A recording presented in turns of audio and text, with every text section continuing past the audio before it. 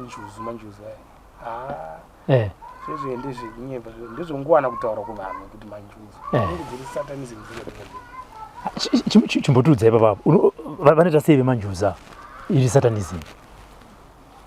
iye anenge achitaura kuti injuzu chitumwa njuzu yazoti zvakati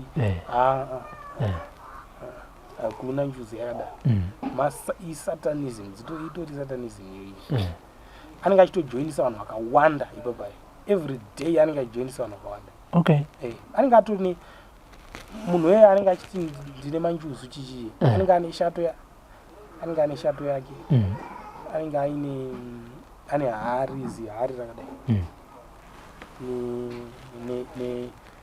anowanzo ashandise duro anowanzo shandisa wine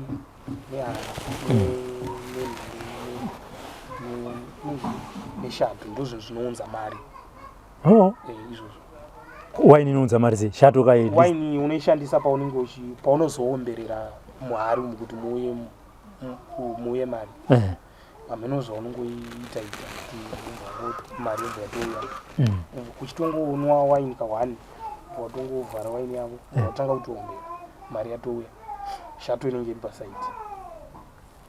Saka shato inogara kupi kana wapinda? Shato inogara nayo mumba.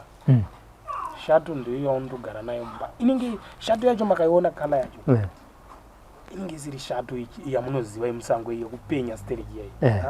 Iyo inenge yangoita chikala chimwe chakangoita chidhakidakiso isinomboreba. I think zvekuma 1 meter chete inozoenda ichikurawo unogara nayo kwaunenge uchiita ichikurawo nemusoro wemunhu izvozvo.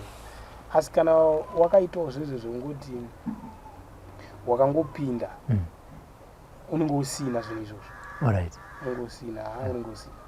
Asi kana wakapinda chaizvo zvemugwara ndozvinhu zvaunototanga kupiwa straight kutopiwa unobva utopiwa shato yako zihari iroro neshato nehari ndozvinhu zvaunove nazvo. Ndanzwa uchiti vemanjuzu vanojoinisa vanhu everyday.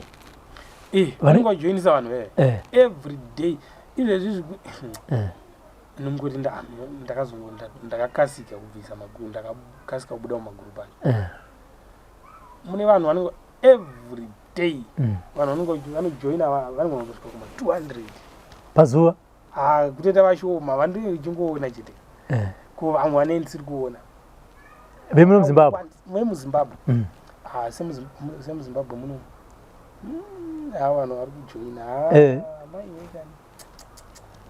but munhu anotozotanga kuzozviona kuti ndaita mistake because chinhu chaunotanga kuudzwa unotanga kuudzwa kuti mari iyi haudyi kana nemunhu nehama chero wakanzwa kuti munhu atambura zvinengeyo usamupe kana dhora ndozvinhu zvaunotanga kuudzwa izvo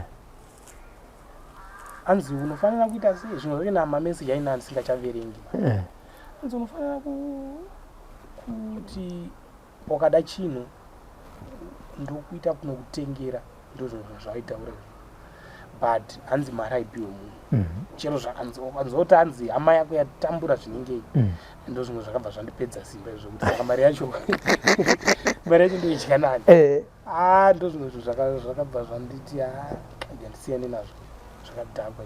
For these and more stories, tune into Zim News Bet TV with Robert Tafumani.